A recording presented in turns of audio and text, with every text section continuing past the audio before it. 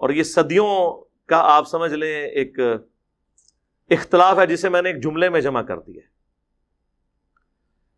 کہ رسول اللہ صلی اللہ علیہ وآلہ وسلم کی مبارک زندگی میں صحابہ کرام کی جو عقیدت تھی اللہ کے محبوب کے ساتھ صلی اللہ علیہ وآلہ وسلم، وہ عقیدت آج اگر آپ نے کسی میں دیکھنی ہے تو وہ بریلوی مکتب کے لوگ ہیں.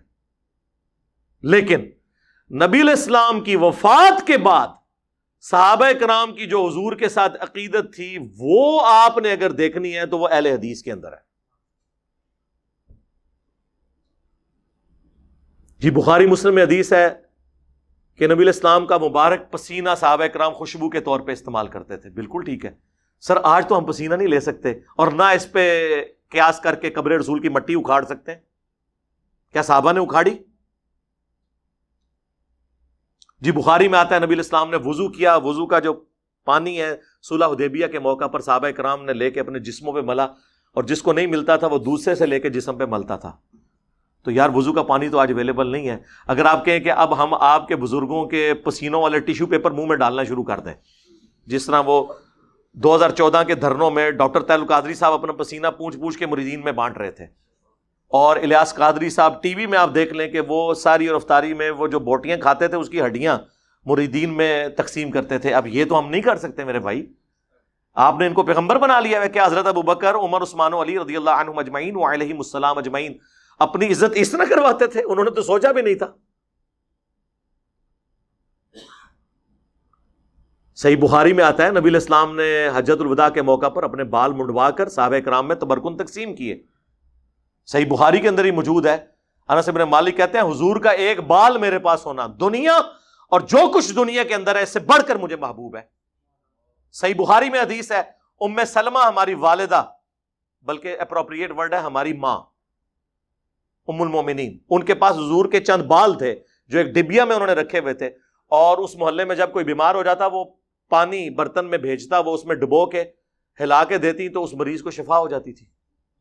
صحیح مسلم میں حدیث ہے نبی علیہ السلام کا کسروانی تیالسی کالا جبہ اسما بنت ابی بکر کے پاس تھا، اور وہ کہتی ہیں حضور پہنا کرتے تھے اور ہم اس کا دھون مریضوں کو شفا کے لیے دیتے ہیں. یہ حضور کے تبرکات تھے، اس میں تو کوئی شک نہیں ہے. صحابہ کرام، ابو داؤد ترمذی میں حدیث ہے نبی علیہ السلام ایک صحابی کو ملنے گئے تو آپ کو پیاس لگی تو حضور نے کہا میں نے پانی پینا. انہوں نے کہا کہ وہ مشکیزہ ہے، تو حضور علیہ السلام نے اس مشکیزے سے منہ لگا کر کھڑے ہو کر پانی پیا. وہ کہتے ہیں جیسے ہی حضور ہٹے میں نے مشکیزے کا منہ کاٹ کے اپنے پاس رکھ لیا تبرک کے طور پہ کہ اس سے میرے نبی کا منہ لگا ہوا ہے. سر صحابہ کرام نے وہ عقیدت کی ہے جو آپ کو یہ زبانی کلامی یہ جو دعوے کرتے نعرے مارتے لوگ نظر آتے ہیں، لیکن کب کی ہے؟ جب حضور علیہ السلام ان کے سامنے موجود تھے. لیکن جیسے ہی فوت ہوئے ہیں تو آپ کی میت کے اوپر محفل میلاد نہیں ہوئی، آپ کی میت کے اوپر وما ارسلناک الا رحمۃ للعالمین نہیں پڑھا گیا، بلکہ کیا پڑھا گیا؟ سیدنا ابوبکر کا خطبہ. 4 جگہ کم از کم بخاری میں ہے، اس سے بھی زیادہ جگہ لیکن ڈیٹیل 4 جگہ. کیا پڑھا؟ اپنی طرف سے اما بعد، یعنی صلاۃ والسلام کے بعد انہوں نے کہا من کان یعبد محمدا فان محمدا قد مات. تم میں سے جو کوئی بھی محمد کی عبادت کرتا تھا جان لے کہ محمد پاکستان میں فوت ہو چکے، اور حضرت ابوبکر صدیق کے زمانے میں مر چکے، کیونکہ مات کا ترجمہ فوت تو نہیں ہم کر سکتے، فوت تو خود عربی کا لفظ ہے. وَمَنْ كَانَ يَعْبُدُ اللَّهَ فَإِنَّ اللَّهَ حَيٌّ لَا يَمُوتُ. اور جو کوئی اللہ کی عبادت کرتا ہے یا کرے گا جان لے اللہ کو کبھی موت نہیں آئے گی. صحابہ میں کون رسول اللہ کی عبادت کرتا تھا؟ کوئی نہیں. مجھے بھی لوگ کہتے ہیں نا انجینئر فرضی جملے بول کے ساڈے بزرگوں نے لتاڑ دا ہے. تو حضرت بکر صدیق نے فرضی جملہ نہیں بولا، یہ کوئی آیت پڑھی تھی انہوں نے، کوئی حدیث پڑھی تھی، 295C لگا دینی تھی آپ لوگوں نے. اور پھر اپنی بات کی دلیل میں انہوں نے آیت پیش کی وما محمد الا رسول قد خلت من قبلہ الرسل افئن مات او قتل. محمد تو نہیں مگر ایک رسول، اگر یہ مر جائیں یا قتل کر دیے جائیں، یعنی پاکستان میں یہ وصال فرما جائیں یا شہید کر دیے جائیں، تو کیا تم دین سے الٹے قدم پھر جاؤ گے؟ اور پھر آپ نے تلاوت کیا انک میت وانہم میتون. اے نبی تمہیں بھی مرنا ہے، تمہارے مخالفین کو بھی مرنا ہے. تو میں کہتا ہوں رسول اللہ کی کامیابی ہے کہ آپ کی میت کے اوپر لوگ آپ کی تعریف کرنے کی بجائے توحید بیان کر رہے ہیں۔ یہ ہے امام الموحدین صلی اللہ علیہ وآلہ وسلم کی تربیت کا نتیجہ۔ ہر درخت اپنے پھل سے پہچانا جاتا ہے۔ تو صحابہ کرام کی تربیت یہ ہوئی بھی تھی۔ اس کے بعد کوئی عرس نہیں منایا، کوئی میلاد نہیں منایا۔ تو آپ اس چیز کو فرق کو سمجھیں۔ نبی علیہ السلام دنیا میں موجود ہوں، ہم ہر مسئلہ حضور کے پاس لے کے جائیں۔ بخاری مسلم میں آتا ہے بارش نہیں ہو رہی، صحابہ کرام حضور سے دعا کرواتے ہیں۔ صحیح بخاری میں آتا ہے کہ صحابی کی پنڈلی ٹوٹ گئی، نبی علیہ السلام نے مبارک ہاتھ پھیرا، وہ صحیح ہو گئی۔ بخاری مسلم میں آتا ہے کہ نبی علیہ السلام صلح حدیبیہ کے موقع پر جب پانی نہیں تھا، آپ کو پیالہ جمع کر کے دیا گیا، آپ نے مبارک انگلیاں اس میں داخل کی، 1500 صحابہ نے وضو کیا، اپنے جانوروں کو پلا لیا، تب بھی بچ گیا۔ اور جابر بن عبداللہ کہتے ہیں ہم 1,00,000 بھی ہوتے نا، پانی اس سے بھی زیادہ تھا۔ حضور کا معجزہ ظاہر ہوا۔ تو آج اگر حضور موجود ہو ہم، اور یہ میرا اپنا عقیدہ نہیں ہے، یہ حضرت عمر کا عقیدہ ہے، 1010 نمبر حدیث صحیح بخاری میں، اِنَّا كُنَّا نَتَوَسَّلُ إِلَيْكَ بِنَبِيِّنَا صلی اللہ علیہ وآلہ وسلم، اے اللہ پہلے ہم تیرے نبی کو تیری بارگاہ میں پیش کیا کرتے تھے توسل کے طور پر، اب ہم تیرے نبی کے چچا کو لے کے آئے ہیں، تو ان کی دعا کی برکت سے بارش نازل فرما، تو بارش نازل ہو جاتی۔ قبر رسول پہ تو نہیں گئے۔ حالانکہ صحیح مسلم میں موجود ہے کہ ایک دفعہ سفر کے دوران جب اسی طریقے سے کھانے پینے کا مسئلہ بنا تو سیدنا عمر نے حضور سے کہا یا رسول اللہ آپ کو ہم تھوڑا سا جمع کر دیتے ہیں، آپ اس پہ برکت کی دعا فرمائیں۔ تو بڑی مشکل سے آدھا پیالہ جمع ہوا، حضور نے اس پہ برکت اپنی مبارک ہاتھ ڈالا تو سب لوگوں کو کفایت کر گیا۔ تو حضرت عمر یہ بھول گئے تھے، قبر رسول پہ جاتے کہتے یا رسول اللہ اپنا ہاتھ باہر نکالیں۔ آپ نے 500 سال بعد تو شیخ احمد رفاعی کے لیے نکالنا ہی ہے۔ شیخ زکریا کاندلوی نے فضائل حج میں نقل کیا، اور فضائل سنت میں الیاس قادری صاحب نے، تو میرے تو گھوڑوں کے قدموں کی خاک کو وہ لوگ نہیں پہنچ سکتے، تو یا رسول اللہ آپ اپنا ہاتھ مبارک باہر نکالیں۔ نہ اس زمانے سے عقیدے یہ گلاں نہیں سن ہوندیاں، پرانیاں گلاں، پرانے عقیدے، پرانے بابے تے شاہی کوئی نہیں۔ حضرت عمر کے مقابلے میں، میرے مقابلے میں نہیں، تو حضرت عمر کے لیے تو کوئی نہیں نکلی۔ تو مثالیں تو ہم نے وہاں سے ہی دینے بھائی، حضرت عمر کے لیے اگر ہاتھ نہیں نکلا تو بابے تے شاہی کوئی نہیں، جھوٹے واقعات۔ تو نبی علیہ السلام کی مبارک زندگی میں آپ کے ساتھ جو معاملات تھے وہ وفات کے بعد اس طریقے سے نہیں ہو سکتے۔ ورنہ تو میں نے کئی دفعہ کہا ہے کہ آپ لوگ جنے بنو، اکد مولوی دی لت پنو، روزہ شریف پہ ہم اسے لے جاتے ہیں، ٹھیک کروائیں۔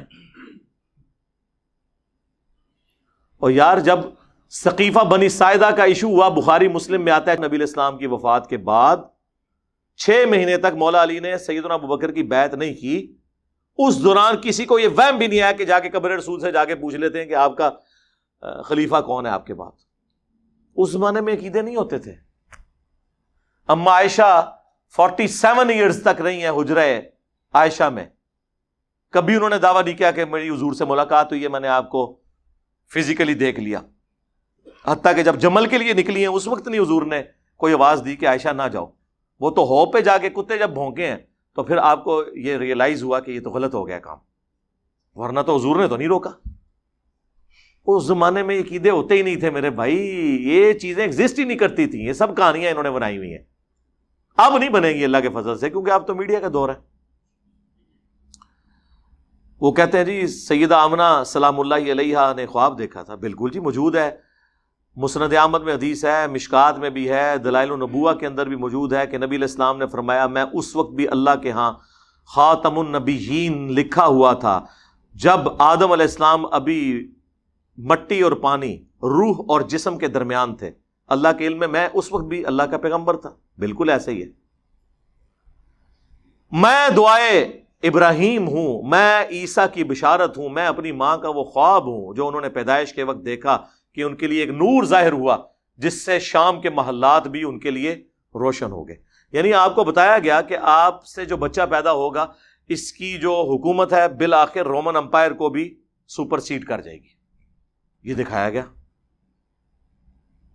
تو وہ کہتے ہیں پیدائش کے وقت یہ جو روشنی ظاہر ہوئی نا، اس سے میلاد کی لائٹنگ ثابت ہوتی ہے۔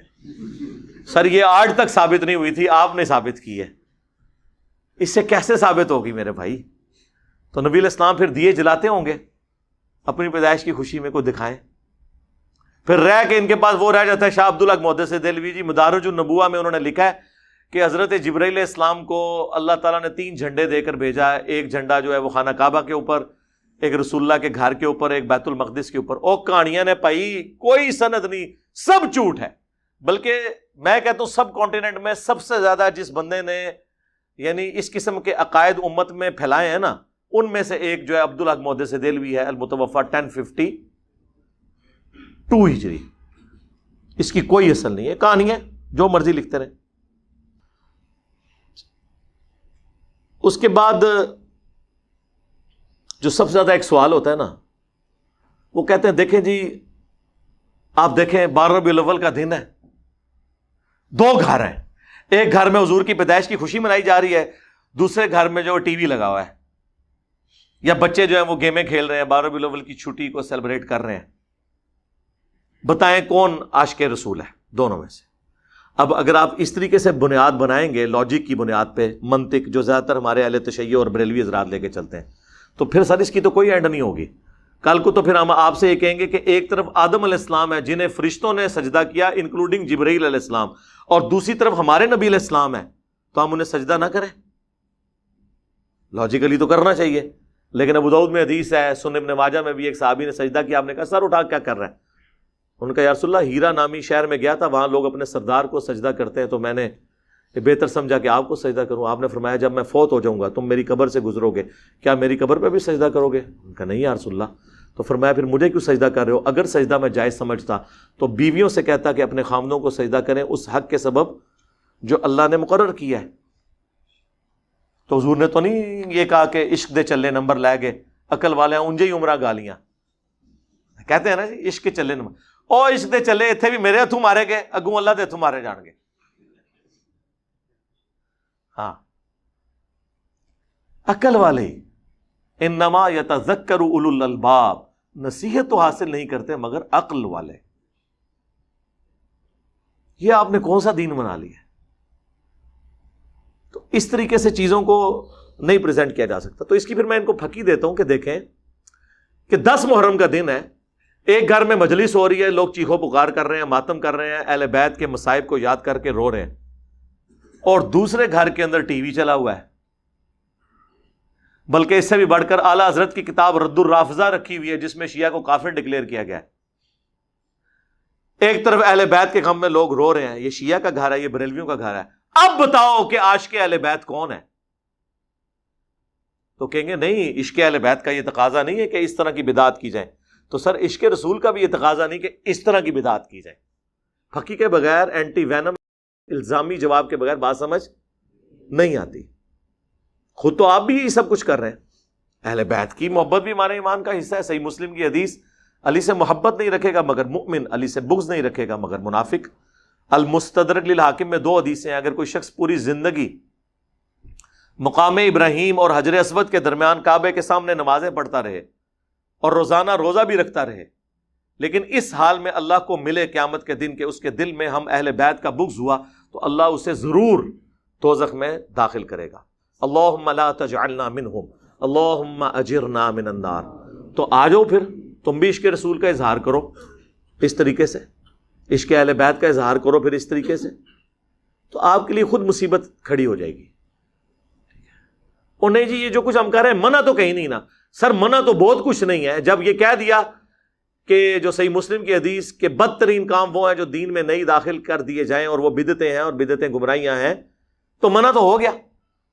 پھر بھی اگر آپ کو سمجھنا ہے تو ہم آپ کو پھر ایک مثال دیتے ہیں کہ عید کی اذان کہاں پر منع کی گئی ہے. وہ کہتے ہیں نہیں بخاری مسلم میں حدیث ہے کہ نبی علیہ السلام عید کی اذان نہیں دیتے تھے. تو اس سے کیا فرق پڑتا ہے؟ منع تو نہیں نہ کی. اذان کوئی برا کام ہے. بخاری مسلم میں حدیث ہے اذان کی آواز سے شیطان جو ہے بھاگ جاتا ہے اور اس کی ہوا خارج ہو جاتی ہے. اور جن لوگوں نے صرف عید کی نماز پڑھنی ہوتی ہے تو عید کے دن تو اذان لازمی ہونی چاہیے، بلکہ 2 ہونی چاہیے. کہیں گے نہیں نبی علیہ السلام نے نہیں کیا. تو پھر ہم وہی سوال کریں گے کیا گناہ کا کام ہے؟ کہیں گے نہیں ہے تو ثواب کا کام ہے، لیکن نبی علیہ السلام نے تعلیم نہیں فرمایا. تو سر بس یہی ہمارا جواب آپ کے میلاد کی ایکٹیویٹیز کے بارے میں ہے. آپ نے میلاد منانا ہے، صحیح مسلم 2750، فیہ ولدت وفیہ انزل علیہ، اس دن میں پیدا ہوا اور اسی دن مجھ پر پہلی دفعہ وحی نازل ہوئی.